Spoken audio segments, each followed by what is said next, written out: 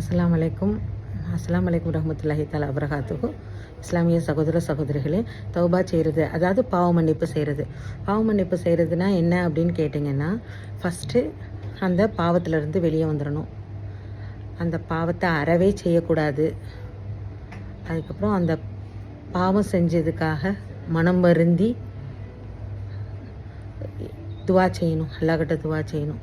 இந்த மூணும் செய்யும் போது தான் பாவ மன்னிப்பு பூர்த்தி அடையுது. எல்லாம் பாவ மன்னிப்பு பண்ண பிறகு நம்ம அதுக்கப்புறம் அந்த பாவத்துக்கிட்ட நம்ம போகக்கூடாது. அல்ஹம்துலில்லாஹ், நம்ம அல்லாஹ்கிட்ட மனம் வருந்தி பாவ மன்னிப்பு செஞ்சு வெளியேறிட்டோம்னா அந்த பாவத்துக்கான ஃபுல் மன்னிப்பும் நமக்கு கிடச்சிருது. நமக்கு எந்த பாவமும் இல்லை.